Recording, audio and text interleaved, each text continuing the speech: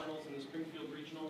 We have with us from Hope College head coach Becky Schmidt, joined by players Amy VanderStoep, Jayne Kessel, and Jenna Grasmeyer. My name's Jess, and I asked you a few questions today. So Coach Schmidt, can you just take me through your game plan going into today's match? Game plan changed. Well, going into it or what we finished with? So tell me going in and any adjustments you may have had to make. Okay. Well, we've been practicing a specific kind of defensive strategy that we've been trying to employ over the last kind of few weeks. And what we just realized in about the kind of the middle of set 2 was that it just really wasn't working. And so we decided to be a little bit more liberal with where our block was trying to go and let them read the hitter a little bit more and just try to get up and get touches. Our defense kind of fell in right kind of behind, and finally in sets 3, 4, and 5 we were able to hold them to a much lower hitting percentage, especially against their outsides than what we were able to do in the first 2 sets. Number 13 for Juniata is an amazing player, and she really stepped it up at the beginning of the match and made life very difficult for us and forced us out of our comfort zone a little bit, and we need to She hit 879 at one point during the match, So we needed to make some adjustments to be able to defend her and the quick slide that they were running with. I think number 14 and 17. I think we made some adjustments. We started getting our defense kind of set, and that allowed us to be able to swing much more aggressively in the front row. So those first 2 sets may not have gone the way you wanted them to go. You had some opportunities to score. Why were you just not able to capitalize? Their defense played tough. I mean, their libero was getting all over the court.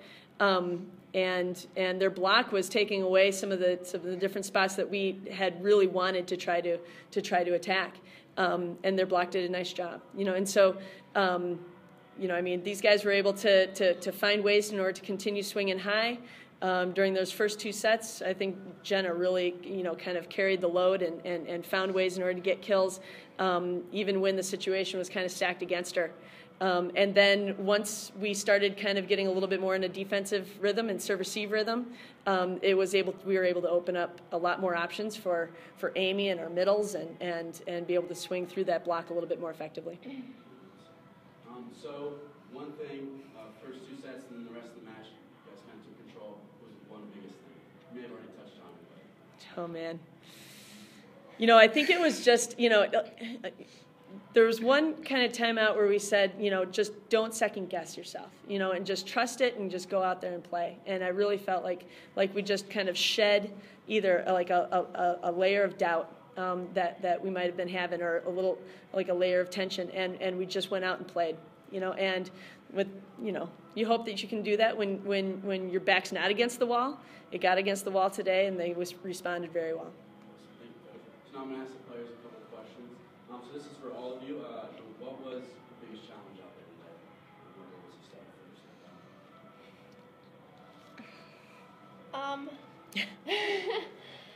I think the biggest challenge in the first game was just finding our comfort zone. I feel like we were kind of hesitant. We were playing on our heels a little bit more, and not really playing with the rhythm that we're used to and the way that this program is played.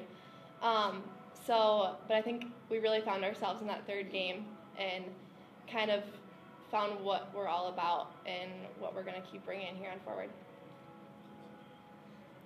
I would totally agree. I think that we were thinking about the game plan that we had going in, and that wasn't working very well, and so we had doubts because of that. And then in set 3, when we finally started playing on instinct and we played our game, it was clear that was the difference for sure.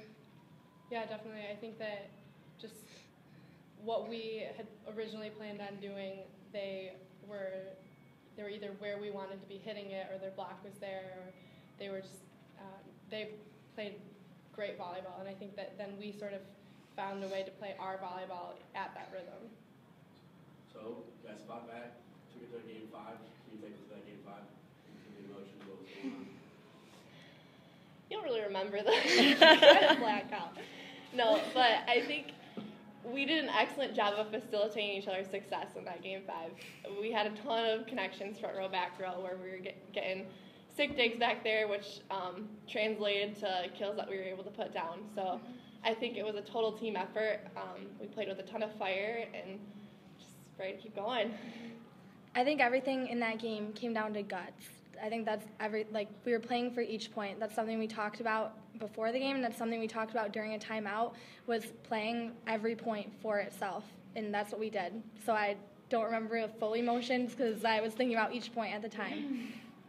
Yeah, definitely guts and just confidence. I don't think that we ever doubted that we were able to take that fifth set. There was never, we just wanted it. So I guess a specific question here for you, Jenna. Seemed like you were a little quiet in the first game, the first set. What happened? What was able to turn things around for you? The fact that it's regional postseason. I mean, you just go out and you play hard. You play and you leave it out on the court. It's time where you want no regrets, and you trust your training and you go after it. Well, guys, congratulations and best of luck. Thank you. Appreciate it.